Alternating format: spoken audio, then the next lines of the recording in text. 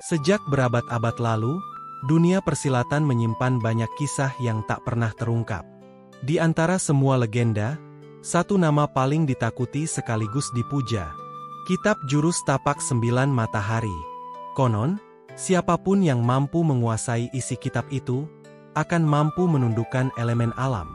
Angin, api, bahkan cahaya matahari, semua tunduk pada satu telapak tangan.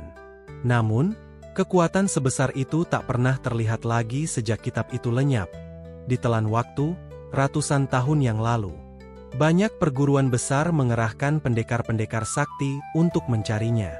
Darah sudah tumpah, nyawa pun melayang, tapi kitab itu tetap menghilang, seakan menutup diri dari manusia. Kitab legendaris itu pun akhirnya dianggap dongeng, sekadar bayangan masa lalu yang hanya diceritakan untuk menakut-nakuti murid perguruan. Namun, takdir punya jalannya sendiri. Kitab itu tidak hilang. Ia hanya menunggu. Menunggu seseorang yang tak pernah diduga, seseorang yang bahkan tidak mengenal dunia persilatan. Seseorang yang kelak akan mengguncang jagat. Di sebuah desa kecil yang terletak di kaki pegunungan terpencil, hiduplah seorang pemuda bernama Qian Lin. Tubuhnya kurus, wajahnya polos, dan penampilannya tidak pernah menonjol dibandingkan pemuda lain. Sehari-hari, ia bekerja sebagai tukang kayu sederhana. Ia menghabiskan waktu menebang pohon, memotong batang, dan menjual hasil kerjanya di pasar desa. Penduduk desa mengenalnya sebagai anak yang baik hati, jujur, dan tidak pernah membuat masalah. Namun, banyak orang sering meremehkannya. Gerakannya dianggap canggung, tubuhnya terlalu lemah. Bahkan sebagian teman sebayanya suka mengejeknya. Bagi mereka, Qian Lin hanyalah pemuda biasa yang tidak punya masa depan di dunia persilatan. Qian Lin sendiri sudah terbiasa dengan ejekan itu. Ia memilih diam, bekerja keras, dan menikmati hidup sederhana. Baginya, yang penting ia bisa membantu ibunya yang sudah tua dan hidup tenang di desa. Tidak pernah sedikit pun terlintas dalam pikirannya untuk menjadi pendekar, apalagi masuk ke dunia persilatan yang keras dan penuh darah. Namun, takdir seringkali menyiapkan jalan yang berbeda dari rencana manusia. Pada suatu siang, Qian Lin pergi ke hutan terlarang di dekat desanya. Hutan itu jarang dimasuki orang karena dianggap angker. Pohon-pohonnya tinggi menjulang, ranting-ranting saling bertaut, dan suasana di dalamnya terasa gelap meski matahari sedang bersinar terik. Ia tidak berniat macam-macam, hanya ingin mencari kayu bakar. Persediaan di rumah sudah menipis, dan ia tidak ingin pulang dengan tangan kosong. Qian Lin membawa kapak kecil, berjalan menembus semak belukar, dan mencari batang kayu kering. Tapi semakin jauh ia melangkah, semakin asing pula tempat yang ia masuki. Hutan itu terasa sunyi, hanya terdengar suara serangga dan hembusan angin yang dingin. Langkahnya terhenti ketika tanah di bawah kakinya tiba-tiba runtuh. Ia tidak sempat menghindar. Dalam sekejap, tubuhnya melayang jatuh ke dalam sebuah jurang yang dalam dan gelap. Qian Lin menjerit, tubuhnya terbanting ke dinding batu, lalu terhempas ke dasar jurang. Untungnya, semak-semak dan ranting menahan sebagian benturan.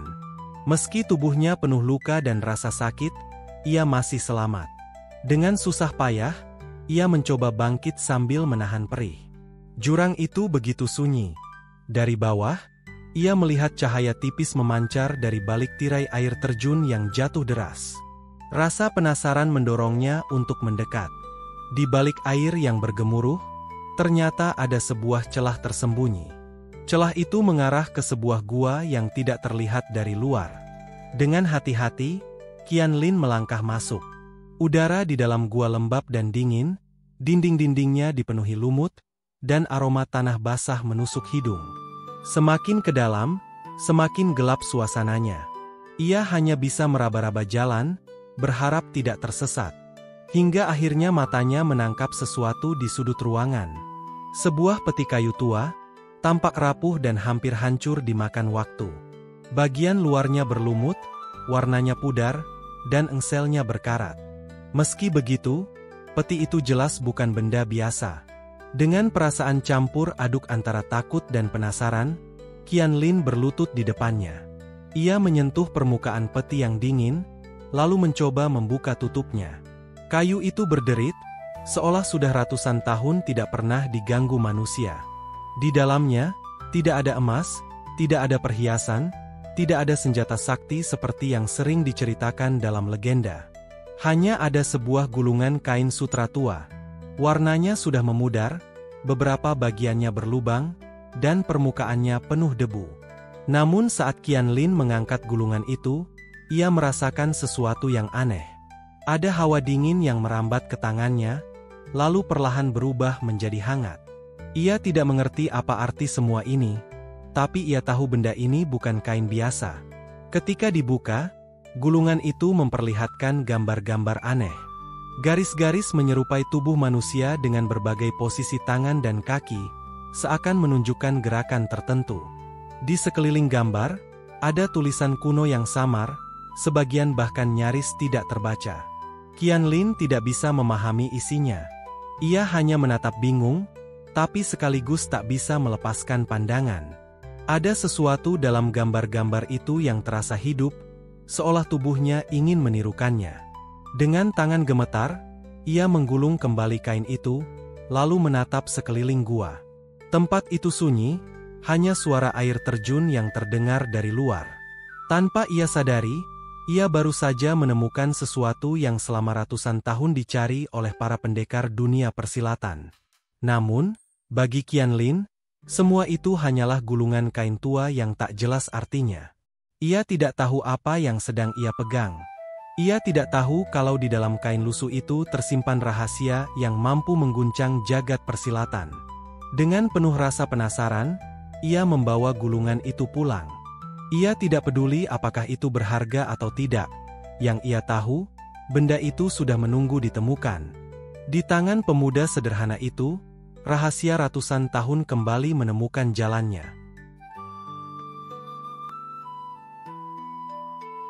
Sejak menemukan gulungan sutra tua itu, Qianlin tidak bisa berhenti memikirkannya. Setiap malam, setelah selesai bekerja sebagai tukang kayu, ia menyalakan lampu minyak kecil di rumahnya dan membuka gulungan itu. Tulisan-tulisan kuno di atas sutra sebagian besar tidak bisa ia pahami. Namun gambar-gambar yang menunjukkan posisi tangan, kaki, dan arah tubuh terlihat jelas. Rasa penasarannya semakin besar. Ia tidak tahu bahwa gulungan itu adalah kitab legendaris. Baginya, itu hanyalah benda misterius yang entah mengapa membuatnya tertarik. Malam demi malam ia menatap setiap garis, menghafal setiap gerakan, lalu mencoba menirukannya.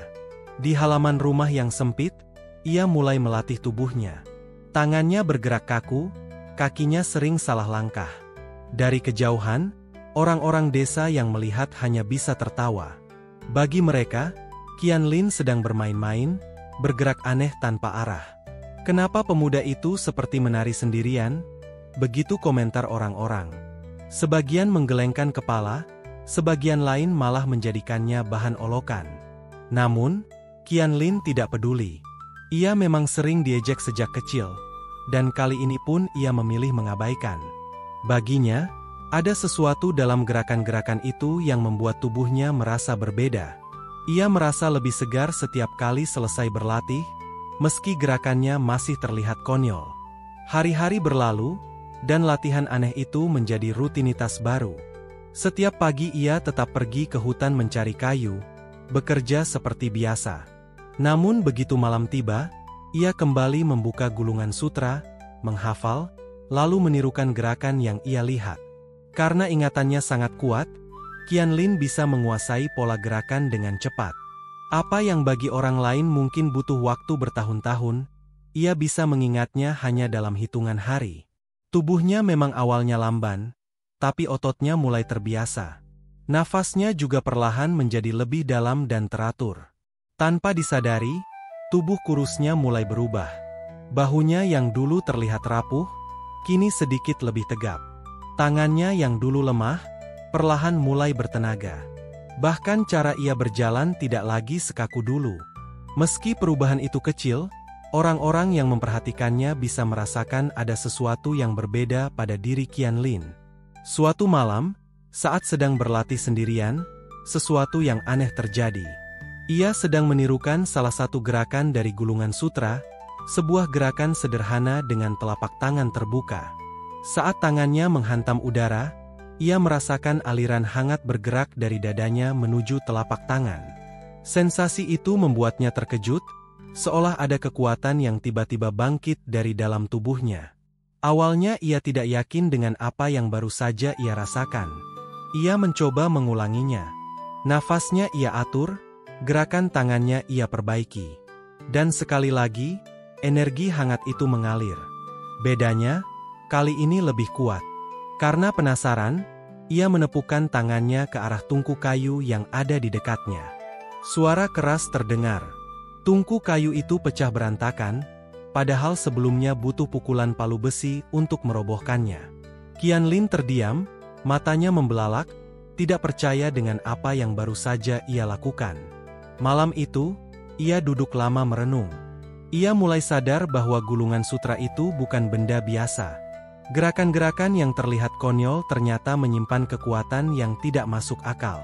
Tapi bagi Qianlin, semua ini masih misteri. Ia tidak tahu ilmu apa yang sedang ia pelajari, dan ia juga tidak tahu sampai sejauh mana kekuatan ini bisa berkembang. Yang ia tahu, setiap kali ia berlatih, tubuhnya semakin bertenaga, pikirannya semakin tenang, dan ia merasa lebih hidup. Meski orang-orang desa tetap menertawakan, ia mulai merasakan bahwa latihan aneh itu membawa perubahan besar. Hari-hari berikutnya, ia semakin tekun. Ia menghafal setiap detail dari gulungan, mencoba memahami pola pernapasan, arah gerakan, dan posisi tubuh. Ia masih terlihat konyol di mata orang lain, tapi di dalam dirinya, sebuah kekuatan baru sedang tumbuh. Gerakan konyol itu ternyata langkah awal menuju tapak yang dapat mengguncang jagat persilatan.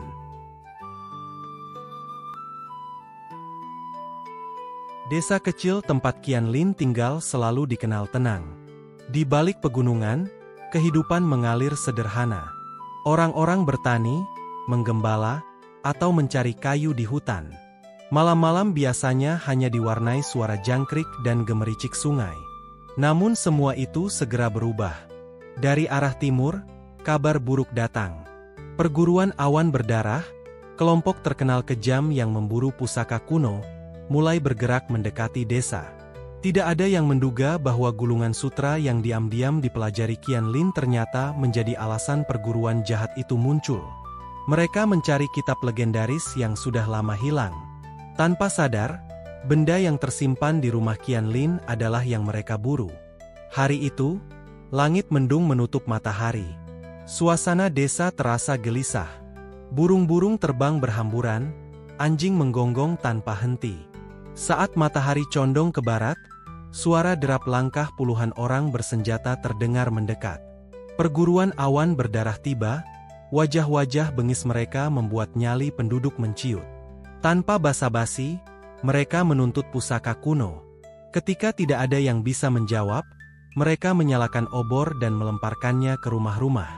Api dengan cepat melahap atap jerami. Jeritan terdengar di setiap sudut. Anak-anak berlari ketakutan, wanita berusaha menyelamatkan barang seadanya. Sementara para lelaki mencoba menghadang dengan senjata seadanya. Beberapa pendekar desa berani maju. Mereka menghunus pedang, mencoba melawan. Namun perbedaan kekuatan terlalu besar. Satu persatu mereka tersungkur, tubuh mereka roboh di tanah yang mulai dipenuhi darah dan debu. Perguruan awan berdarah terkenal kejam. Mereka tidak memberi ampun, bahkan terhadap orang tak bersalah. Qianlin menyaksikan semua itu dari kejauhan.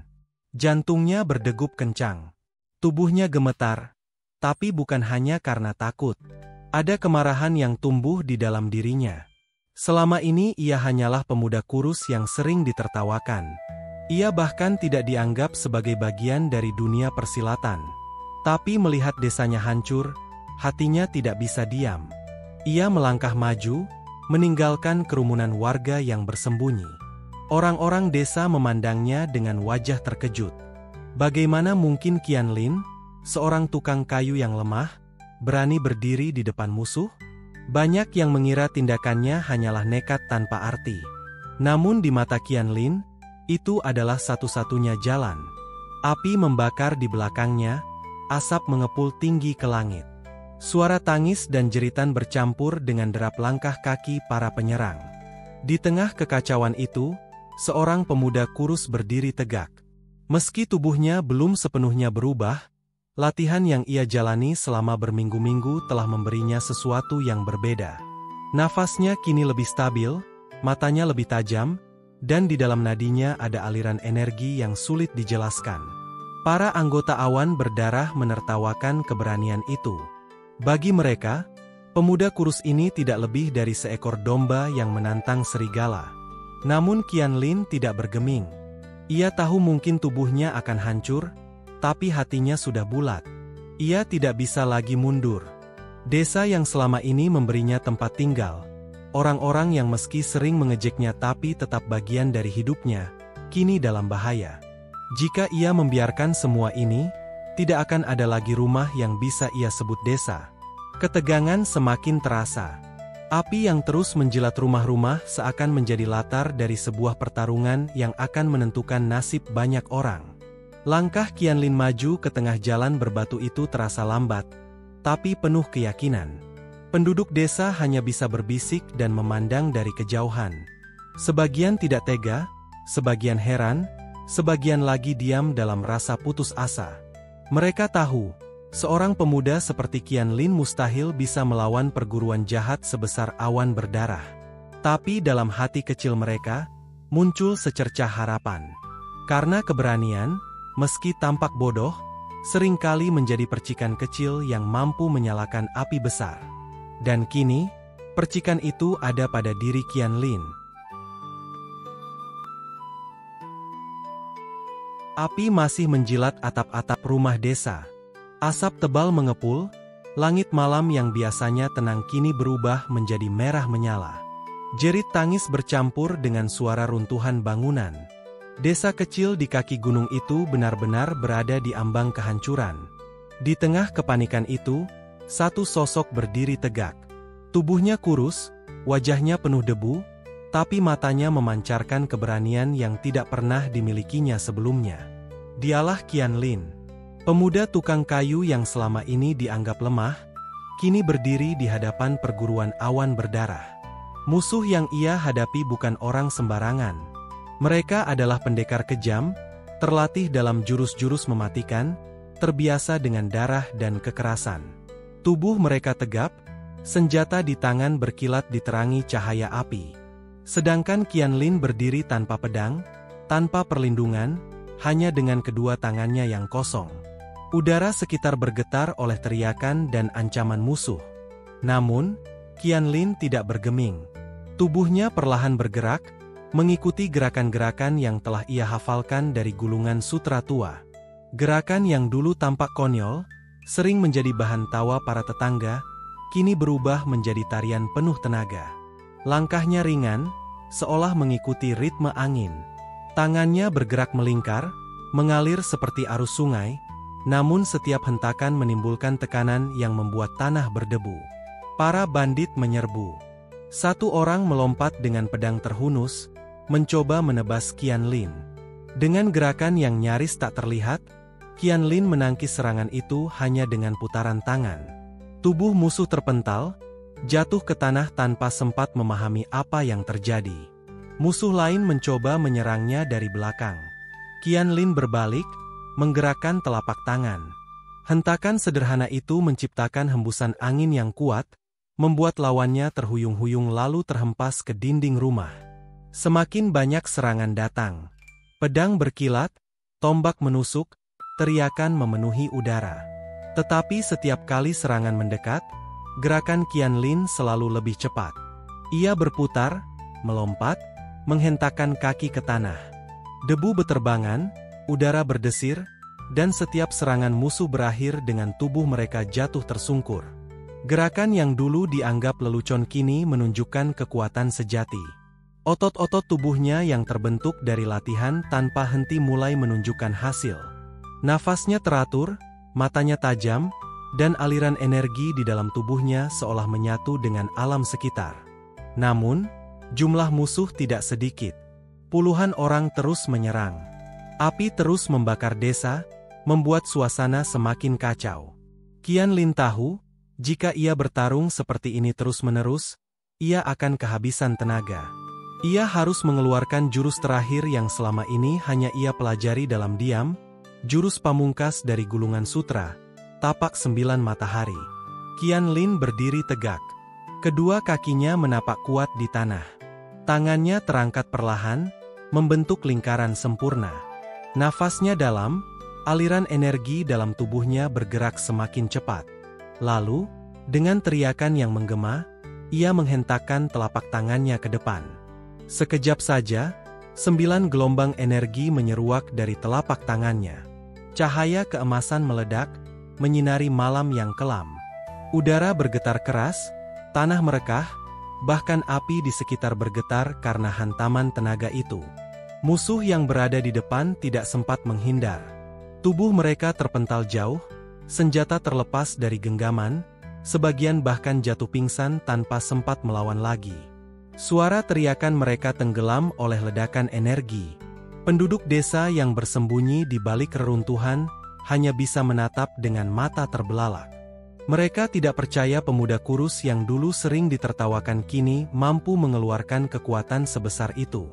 Satu persatu musuh tak lagi berani maju. Tubuh mereka gemetar, mata mereka penuh ketakutan. Api yang membakar desa mulai padam tersapu hembusan tenaga. Udara panas berganti dengan hawa sejuk yang datang dari 9 gelombang energi yang baru saja dilepaskan. Ketika semuanya berakhir, desa yang semula hancur kini perlahan tenang. Musuh sudah tidak berdaya, tergeletak di tanah. Hanya suara kayu terbakar dan napas berat penduduk yang tersisa. Qianlin berdiri di tengah puing, dadanya naik turun. Tubuhnya penuh debu, pakaiannya lusuh, tapi wajahnya menatap lurus ke depan. Malam itu, ia bukan lagi sekadar tukang kayu. Malam itu, lahir seorang pendekar yang akan mengguncang dunia persilatan. Penduduk desa mulai keluar dari persembunyian. Mereka melihatnya dengan kagum, sebagian masih tak percaya dengan apa yang baru saja terjadi. Nama pendekar 9 matahari pun lahir dari malam itu. Sebutan yang akan menyebar ke seluruh penjuru negeri. Dari seorang tukang kayu yang diremehkan, lahirlah pendekar yang membuat dunia persilatan gemetar. Kemenangan Qianlin atas perguruan awan berdarah membuat desa kembali bernapas lega. Api perlahan padam, para penduduk sibuk menolong yang terluka, dan nama Qianlin mulai dibicarakan dengan nada heran bercampur kagum. Pemuda kurus yang dulu diremehkan ternyata mampu melindungi mereka hanya dengan tangan kosong. Namun kabar seperti itu tak pernah berhenti di satu tempat. Angin persilatan membawa berita dengan cepat, hingga terdengar oleh perguruan besar. Salah satunya adalah perguruan Harimau Emas, perguruan tua yang dikenal memiliki jurus andalan yang telah hilang berabad-abad, tapak 9 matahari. Beberapa minggu setelah pertempuran, desa kecil itu kembali kedatangan orang asing. Kali ini bukan gerombolan perampok, melainkan sekelompok pendekar dengan seragam kuning keemasan. Mereka datang dengan langkah teratur, dipimpin oleh seorang pria tua berwibawa, Wei Jinbao, ketua perguruan Harimau Emas. Wei Jinbao berdiri di alun-alun desa, rambutnya sudah memutih, wajahnya penuh keriput, namun sorot matanya tajam bagaikan elang. Tidak ada amarah dalam tatapannya, hanya rasa ingin tahu yang mendalam. Ia memandang Qianlin lama, sebelum akhirnya berkata dengan suara berat namun tenang. Ia menegaskan, mereka tidak datang untuk merampas atau menghancurkan. Mereka hanya ingin memastikan satu hal, apakah benar jurus yang digunakan Qianlin adalah warisan leluhur mereka yang hilang. Jika benar, maka hari ini ia ingin menyaksikannya sendiri. Qianlin terdiam. Hatinya berdebar, tetapi ia juga menyadari tidak ada jalan untuk lari. Dengan anggukan singkat, ia menyatakan kesediaannya. Pertarungan singkat pun dimulai. Bukan pertarungan penuh dendam, melainkan ujian kehormatan. Wei Jin Bao maju dengan jurus dasar penuh tenaga dalam. Qianlin menangkis dengan gerakan yang ia hafalkan dari gulungan sutra. Setiap benturan tangan menghasilkan getaran di udara, membuat debu berhamburan dan dedaunan berguguran. Meski terpaut usia jauh, tenaga dalam Wei Jin Bao masih menakutkan.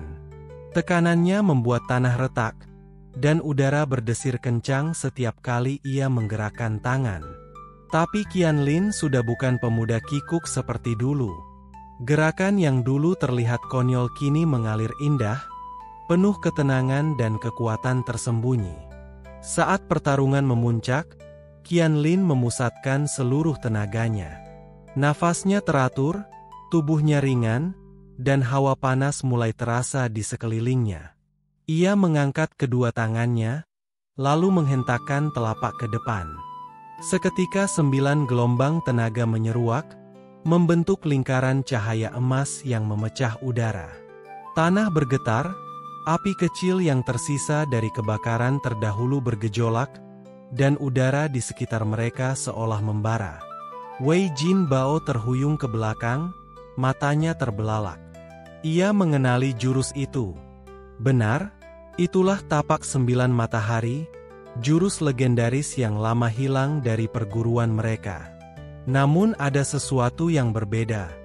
Gerakan Qianlin tampak lebih murni, lebih alami, seakan kitab itu memang memilih dirinya sebagai pewaris sejati.